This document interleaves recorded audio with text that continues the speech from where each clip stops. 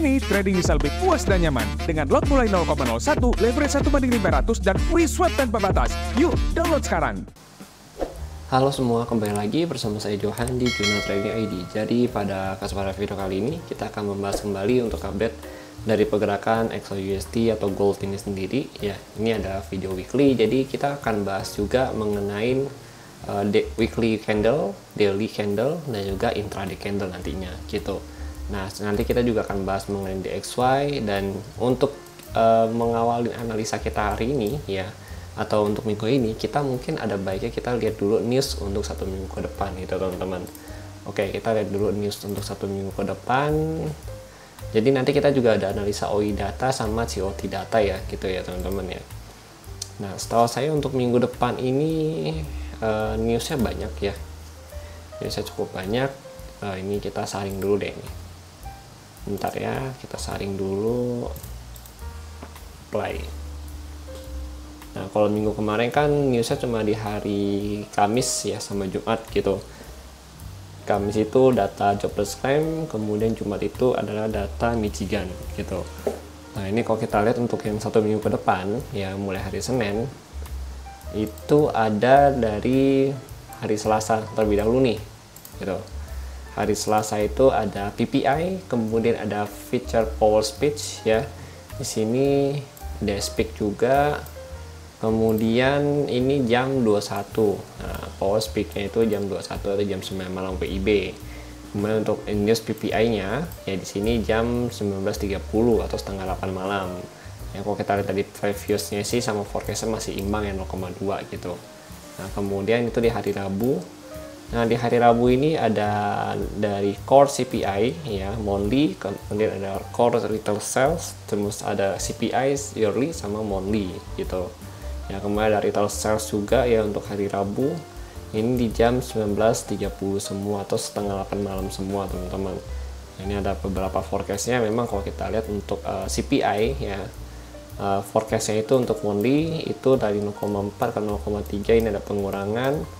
Kemudian untuk core CPI-nya untuk yang monthly itu dari 0,4 ke 0,3. Jadi memang possible kalau kita lihat dari forecast yang ada itu masih negatif untuk USD. Kalau untuk PPI ini masih stagnan ya, belum ada perubahan gitu. Ya, tapi let's see ya nanti bagaimana data aktual itu pada saat keluar. Ini kan yang kita analisa adalah data forecast ya. Gitu. Data forecast ini kan bahasanya itu kayak data sementara yang akan digantikan ya ketika data aktual itu keluar gitu teman-teman. Jadi nanti yang kita bandingkan itu data aktual dengan data previous yang ada di sini gitu, oke? Nah, kemudian kita lihat lagi ya untuk core retail sales ini juga menurun dari 0,7 ke 0,4, artinya negatif untuk DXY juga gitu. Nah, kemudian di hari Rabu ini nanti di jam 21.30 atau setengah 10 malam itu ada crude oil inventory gitu. Cuma ini belum ada forecastnya ya gitu.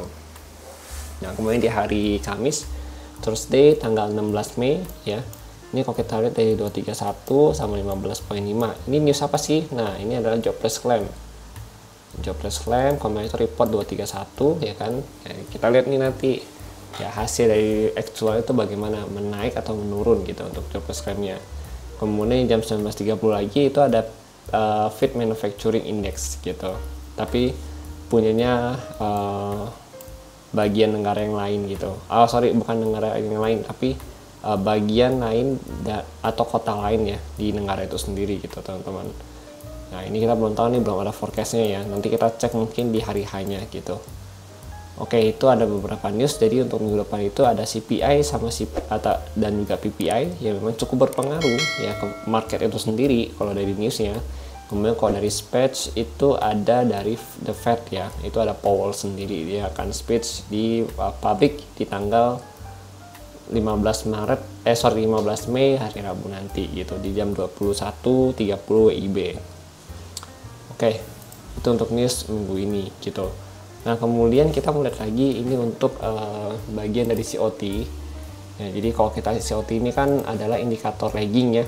Ya, ini kalau kita ini kayak kemarin juga sebenarnya penurunan, walaupun ya overall kalau kita lihat dari penurunan yang terjadi selama mulai dari tanggal report dari tanggal 3 Desember 2024, tapi dia stabil gitu. Ya, penurunannya stabil. Artinya masih bertahan di atas atau mendekatin area-area closing tersebut gitu teman-teman. height-nya ya. Itu maka walaupun kalau kita lihat memang chart in position ya, yang long-nya itu masih minus 7073 ya. Sedangkan short-nya nanti mereka menambahkan ya, short mereka itu posisi short-nya bertambah menjadi 1855 gitu teman-teman. Ya memang ini adalah kenaikan yang signifikan dan juga penurunan signifikan dari si bagian long-nya ini sendiri gitu teman-teman. Oke, lanjut lagi, ini untuk COT. Jadi memang overall kalau dari COT sih masih agak rada stabil ya gitu ya. Nah, ini yang penting nih OI data gitu. Nah, OI data ini ya kemarin kita ngomong akumulasi range-nya dia itu 2350 sampai 2300 ya kan. Nah, ini kan harga itu sudah berada ya, kalau kita lihat di sini tuh 2360, artinya 2350-nya itu ya sudah berubah menjadi area support nih gitu untuk si gold itu sendiri gitu teman-teman.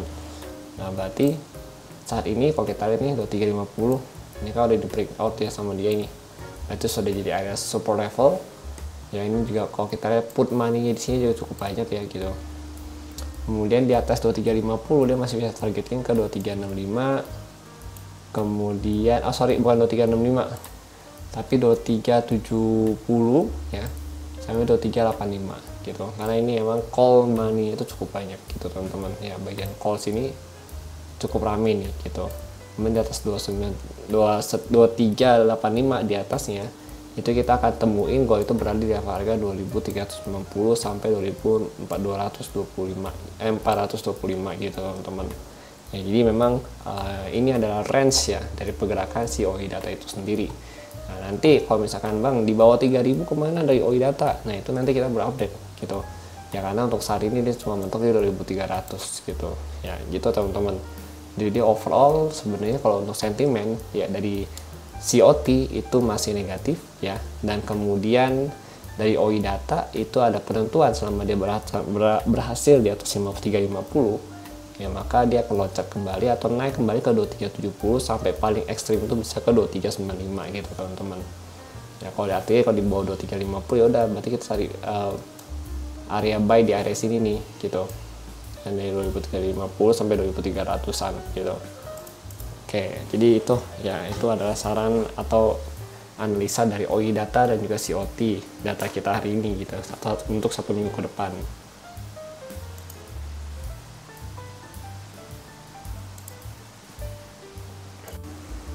Kemudian kita mau lihat lagi dari si DXY atau indeks dolar dulu ya, kita mau analisa ya. Jadi kalau kita lihat nih untuk si indeks dolar ini sendiri ya, kita pakai one day gitu. Nah, one day ini overall ya seperti yang kita katakan di video-video sebelumnya, untuk DXY itu secara bigger trend ya atau uptrend ya itu dia masih naik gitu atau masih bullish. Dan saat ini yang terjadi dia turun adalah fase koreksinya dia gitu. Jadi ini bukan masuk ke dalam kategori minor trend, tapi adalah bukan major trend, tapi ini adalah minor trendnya dia gitu teman-teman. Nah, kemudian kalau kita lihat memang ini ada penekanan jual ya dari si DXY itu sendiri. Terlihat dia itu kalau kita pantau di sini ya belum bisa breakout dari daily levelnya dia ya, resisten daily dengan support daily nih. Nah, ini di breakout, ini jadi resisten daily-nya dia gitu. Nah, kita lihat nih, coba tengok ke daily dulu. Nah, kita lihat udah 2 hari nih ya, dari tanggal 8 Mei kemudian 9 Mei ya, dia coba untuk breakout dari resisten itu, ternyata belum berhasil gitu teman-teman. Dan untuk support dan cukup kuat dari si DXY ini sendiri ada pada level harga 105.13 ya sampai 105.31 gitu. Nah, kalau untuk resistennya itu tadi ada di level harga kurang lebih di 105.56 sampai 106.68 gitu. Jadi kalau kita lihat memang misalkan DXY belum bisa break dari sini, maka potensi dia adalah sideways terlebih dahulu sampai dia bisa break ya salah satu dari kedua area level ini gitu. Nanti begitu dia break berarti DXY targetnya ke sini 1 sama 2, terendah itu bisa di 104.69 sampai 104.419 gitu. Ini ekstrimnya dia ya, ekstrimnya dia. Oke, nah lanjut lagi, karena memang kalau kita lihat dari hasil news yang ada untuk saat ini masih negatif untuk DXY, maka kita bisa lihat bahwa untuk selama 1 minggu ke depan Ya, DXY ini ada potensi untuk selama di bawah 105.39 ya, masih bisa akan turun kembali ke sini ya untuk si DXY ini sendiri, yaitu di 105.31 sampai 105.13 dengan penurunan terekstrim bisa ke level harga 104.69 sampai 104.49 gitu teman-teman. Nah, tapi gimana bang kalau misalkan hasilnya itu positif? Nah, kalau dia positif dan dia berhasil break dari angka 105.93, maka DXY akan ada potensi kembali untuk naik terdekatnya bisa ke 105.44 dulu. Ya, di sini baru nanti dilanjut lagi ke level harga 105.56 sampai 105.08 gitu teman-teman. Ya, jadi ini adalah kenaikan tertinggi dari si DXY atau si USD itu sendiri gitu. Oke, itu untuk skenario dari si USD dan juga analisanya gitu teman-teman. Jadi kalau kita lihat juga ini ada banner candle ya. Nah, ini banner candle cukup besar untuk si DXY itu sendiri. Kemudian untuk daily-nya juga kalau kita lihat juga di sini masih jadi area ya yang kuat gitu untuk si daily itu sendiri gitu teman-teman. Oke, sekarang kita lanjut untuk bahas chart atau analisa yang lain ya gitu. Oke, kita mau bahas lagi untuk gold ini sendiri ya, chartnya ya. Nah, sebelum kita lanjut kita mau bahas untuk weekly-nya gitu. Nah, di sini udah ada chart weekly dan memang kalau di weekly sendiri ya untuk si gold ini dia masih berada di range harga ya bearish engulfing si weekly itu sendiri gitu. Jadi in case ya kalau kita lihat untuk weekly sendiri selama dia bertahan di bawah 2390 ya, nggak closing di atas 2390, maka weekly ini belum akan lanjut naik gitu teman-teman ya. Kalau misalkan dia berhasil nih minggu ini, contoh ya, misalkan minggu ini dia berhasil close di atas 2390, nah berarti untuk minggu kedepannya lagi ya itu dia ada potensi untuk naik lagi nih ke 2400 ke atas gitu teman-teman ya. Untuk saat ini sih memang belum ya. Ini kalau kita lihat juga ya, ini ada resisten daily ya yang nanti akan kita ulas juga untuk resisten daily-nya ini. Jadi kalau kita lihat memang masih ada sedikit penekanan nih gitu. Jadi bisa dikatakan untuk area saat ini ya yang untuk gold itu dari sini nih, dari 2338 sampai 2391 itu adalah area seller untuk si XAUUSD itu sendiri teman-teman. Nah, bisa nggak sih kalau dia mau breakout gitu? Nah, sebenarnya kalau dia mau breakout bisa aja gitu, cuma dia memang butuh momentum untuk bisa break dari area sini gitu. Momentumnya misalkan contoh kayak pemangkatan suku bunga lebih cepat dari ekspektasi pasar gitu, itu contoh. Atau kayak geopolitik nih memanas lagi, misalkan Israel sama Iran dia serang-serangan lagi ya kan, terus Rafah juga masih diserang segala macam gitu. Nah, itu juga bisa jadi salah satu contoh yang bahwa si gold punya momentum nih untuk break dari 2391. Itu kalau kita bahas dari sentimen gitu, itu sentimen geopolitik ya, sama dari si global itu sendiri gitu. Nah, itu salah satunya. Tapi kalau dari news ya kayak misalkan CPI, PPI ya kan, nah itu bisa juga gitu nantinya gitu kan ya. Tapi let's see nanti bagaimana hasil newsnya ya, apakah dia bisa mendongkrak si gold ini sendiri untuk naik atau enggak gitu teman-teman ya gitu. Nah, ini kalau kita lihat lagi ya, jadi kalau di weekly sih aman gitu selama di bawah 2390 ya. Weekly range weekly ini cukup besar gitu ya. Di selama di bawah sini dia akan turun lagi untuk retest ke sini nih terdekatnya dia di 2338 gitu sampai 2352, kemudian bisa masuk lagi ke sini di Fibo 50 yaitu di 2305 sampai 2279 gitu teman-teman ya, di area sini. Karena ini juga masih jadi range weekly-nya dia itu sendiri ya gitu. Oke, kemudian kita lihat lagi nih. Lihat lagi di daily-nya dia. Nah, untuk area daily ini itu adalah area weekly yang dipecah gitu jadi dua zona gitu. Jadi kan weekly itu kan tadi cukup besar ya gitu, zonanya dari 2338 ya kan sampai 2391 gitu. Nah, ini kita pecah lagi dari dua zona. Nah, zona pertama ini, yang pertama nih, ini area breakout daily-nya dia nih, satu. Ini resisten, kemudian ini di breakout lagi, artinya dia sudah breakout. Nah, ini zona kedua, ini ada daily juga, dan ini kalau kita lihat ya untuk daily-nya itu dia ngebentuk bearish engulfing gitu. Nah ini biris engulfing ini ya disentuh nih sama si harga gitu kan. Nah disentuh nih sama harga, maka ada reject gitu, karena ini biris engulfing masih cukup fresh gitu untuk si area 2373 ya sampai 2391 ini gitu.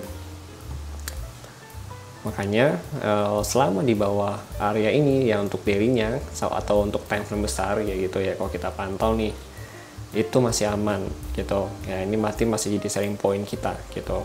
Nanti selling point kedua di mana bang? Nah selling point kedua jujur ya ini belum ada lagi gitu selling point kedua. Jadi ya paling kita bisa ngarep paling deket itu ada di sini kalau dari daily gitu ya. Kalau dari daily nih ya paling ngarep paling dekat tuh di sini.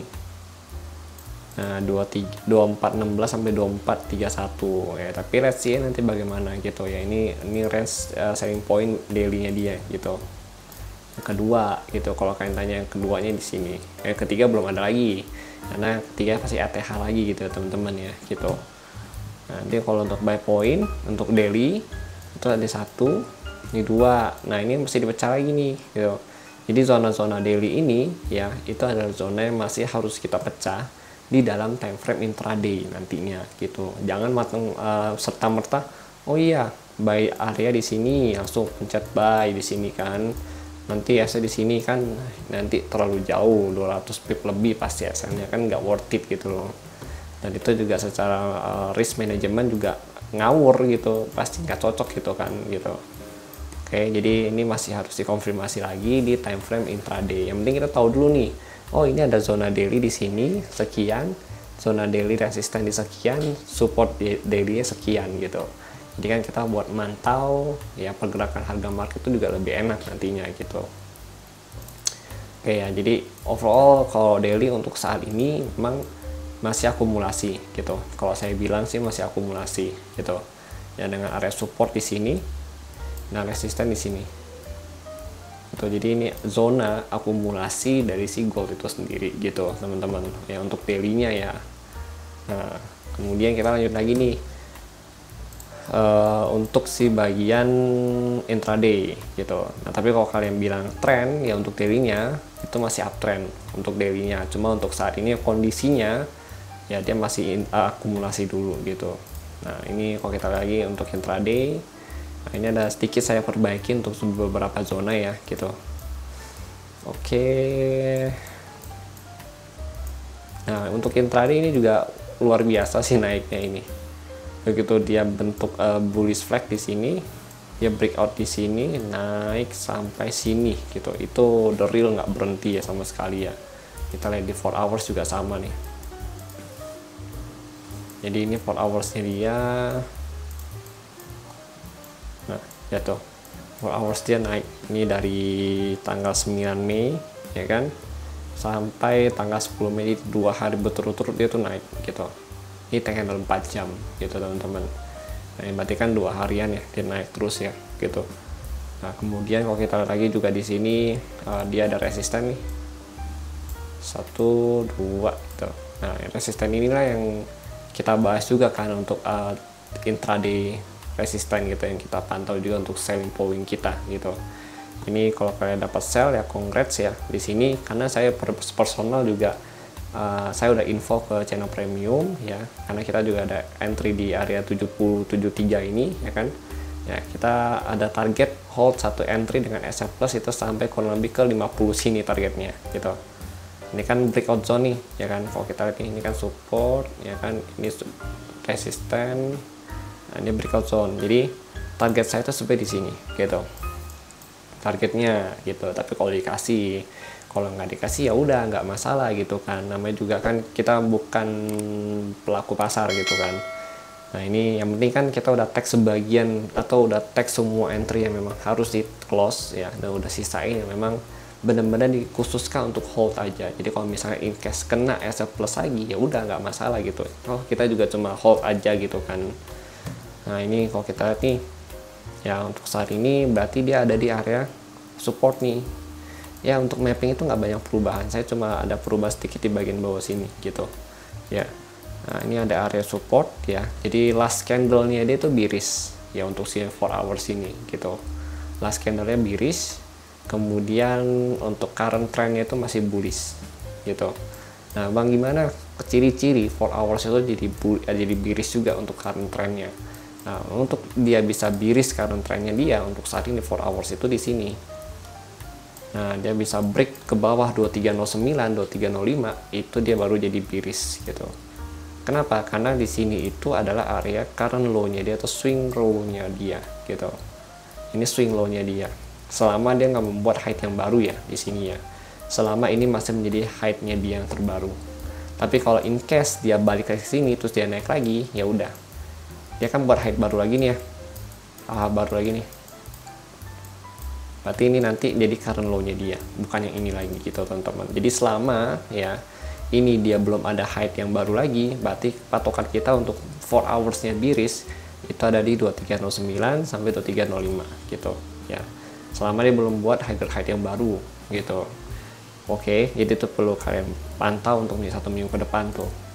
Nah, berarti penurunannya itu bisa ya, target terdekat kita tuh untuk saat ini ya, begitu dia pullback dari sini itu sampai di sini juga 2360. Ini target kedua ya kan. Kemudian target ketiga itu ada kurang lebih ya, ini sebenarnya saya mau agak ubah sedikit nih, agak kurang serak ini nih. Nah saya mau ubah ke sini ya. Kenapa saya bilang mau ubah? Karena posisinya kalau kita lihat ya, ini adalah area breakout, resisten, support ya kan, ini resisten gitu. Jadi kalau tadi tuh agak kurang afdol gitu bahasanya ya, sebenarnya cocok juga gitu, cuma kurang afdol aja di mata saya gitu. Dan setelah saya telaah dan juga saya analisa lebih lanjut ya, ternyata 2331, 2325 adalah zona yang lebih cocok untuk kita jadikan sebagai areanya. Dan ini juga sebagai area main levelnya untuk si gold itu sendiri. Nah kita lihat tuh kan jadinya rapi gitu kan ya. Nah ini 1, 2 ya kan, 3, 4 nih, terus 5, 6 gitu. Jadi pas nih untuk main levelnya dia. Ini kita tandai sebagai main level lagi ya di sini ya gitu. Nah untuk support ya, kalau support struktur harga saat ini di sini, struktur harga. Nah ini catatannya adalah ketika dia nggak membuat high yang baru gitu. Nah sekarang kita mau ukur nih, kira-kira penurunan 4 hours ini bisa sampai mana sih? Nah itu kita ukur pakai apa? Pakai Fibo. Oke, pakai Fibo. Nah kita ketemu nih untuk areanya ya, untuk Fibo 50 itu di sini. Nah ini area Fibo 50 nya itu kurang lebih di range harga 2342, 2334 gitu. Oke, itu untuk range harganya Fibo. Artinya ya selama di atas patokan harga ini ya, selama di atas patokan harga ini untuk Fibo itu dia masih ada potensi membuat high yang baru gitu, potensi lebih kuat. Nanti sampai mana patokannya itu adalah sampai di sini 76.4 gitu. Oke, di sini berarti selama harga masih berada di range harga di atas range harga 2342 sampai 2323 ya, di sini itu potensi dia untuk membuat ya high yang baru ya, break dari area sini itu masih sangat besar potensinya gitu. Tapi kalau misalkan dari bawah 232 nih, 2323 gitu kan, nah itu agak susah dia untuk buat high yang baru. Kenapa? Karena dia sudah turun di bawah 76.4 ini sendiri gitu teman-teman, dan dia juga udah closing ya di bawah main level kita gitu. Ini kan main level kita juga toh gitu loh. Makanya sebisa mungkin untuk saat ini kita mungkin lebih prefer ya cari buy zone dulu ya, selama harga itu berada di atas 2323 ya kan, sampai 2342 untuk targeting ke level harga 2003, mungkin 2038 kembali 2380 kembali atau sampai 2400-an nantinya gitu. Nah tapi kalau misalkan di bawah 2323 ya, kita cuma boleh buy short term ya, nggak boleh hold terlalu panjang ya. Kayak misalkan di sini nih satu, terus habis itu turun lagi sini satu, misalnya satu lagi gitu. Nah itu gitu. Jadi memang perbedaan holder itunya aja gitu loh, perbedaan holding positionnya itu yang berbeda gitu. Dan secara resiko ya, kalau kita misalkan buy atau cari posisi buy di sini dan dapat konfirmasi buy, Ya, misalkan kita in case kita mau tahan nih, mau coba swing gitu loh. Nah, potensi atau secara kesempatan ya, chance-nya itu lebih besar gitu teman-teman. Ya, chance-nya itu dia untuk naik ke sini itu lebih besar. Tapi kalau misalkan di bawah 76 kita ada posisi kita berkonfirmasi buy juga sama gitu loh. Bisa nggak sih bang naik? Bisa, cuma chance-nya itu kesempatannya lebih kecil gitu ketimbang dia di atas 76.4 ini gitu teman-teman, atau di atas 23 gitu ya. Jadi gitu ya teman-teman ya. Oke, berarti untuk hari Senin nanti ya, itu kita masih ini mungkin saya tandain dulu ya, tandain dulu di sini. Nah ya, untuk Senin ini kita mau cari, kalau saya personal sih saya mau coba looking untuk selling point dulu ya, sampai kurang lebih nanti harga itu mendekatin 250-an ya, 2350 di sini ya, sampai range harga 2331 yang tadi ya, sampai 25-an itu saya baru coba cari area buy gitu. Tapi kalau untuk saat ini di area sini nih ya, mungkin saya akan coba cari area sell terlebih dahulu gitu teman-teman ya. Tapi kembali lagi kalau kalian tuh bagaimana gitu kan. Kalau saya itu kan pandangan saya dan juga pendapat saya secara personal gitu kan. Karena saya yakin banyak dari kita tuh pasti beda-beda. Oh ya, ini harusnya masih buy nih, lanjut lagi, itu nggak masalah gitu. Karena kan technical analysis ini sangat personal ya, personal banget, tergantung dari sudut pandang kita mau gimana gitu. Ya kalau memang dari sudut pandang saya ya, nanti ya ketika sudah mendekati 2350 sampai 2325 itu baru coba cari area konfirmasi untuk area buy gitu teman-teman ya, konfirmasi untuk entry. Nah sedangkan untuk saat ini ke atas ini ya, itu kita coba cari dulu entry atau konfirmasi sell gitu. Jadi fokusnya beda gitu. Kalau di short zona ini fokusnya lebih ke buy, misalkan 60% buy, 40% sell gitu ya kan. Nah kalau di sini kayak 60% buy, 60% sell ya kan, 40% buy gitu. Nah kalau ini yang tadi yang saya bilang nih, misalkan contoh 60% ya, di sini 60% buy, terus ini 40% sell gitu, fokusnya beda gitu. Jadi kita bisa membagi gitu, oh ya kalau di daerah sini harusnya gimana, pengambilan sikapnya bagaimana ya kan, terus resikonya bagaimana gitu. Kalau kita paham dengan perbedaan atau pembagian zona seperti ini ya, nanti kita juga akan terbiasa nih gitu loh. Dan itu juga bisa membuat kita meminimalisir ya resiko kita sebagai trader ya, dan juga bisa memaksimalkan profit kita juga gitu teman-teman. Oke. Nah mungkin nanti akan saya buat lah untuk video-video seperti itu ya, jadi masih on proses juga gitu ya. Ya jadi itu kalau saran dari saya. Jadi kalau untuk minggu depan ya kita pantau dulu di daerah-daerah yang tadi ya kan. Ya memang secara daily juga masih ada potensi dia untuk turun kembali ya, turun kembali nanti mungkin bisa di level harga 2305 untuk paling ekstrimnya gitu teman-teman gitu. Oke ya, itu mungkin kalau kalian ada pandangan lagi ya untuk gold ini sendiri, kalian boleh komen di kolom komentar ya, kita boleh diskusikan. Siapa tahu kalian juga bisa memberikan insight yang banyak juga, atau insight yang bagus untuk saya dan juga teman-teman yang lainnya ya. Jadi kita bisa saling bertukar pikiran gitu teman-teman. Oke, jadi terima kasih bagi yang sudah nonton dan sampai jumpa pada video berikutnya.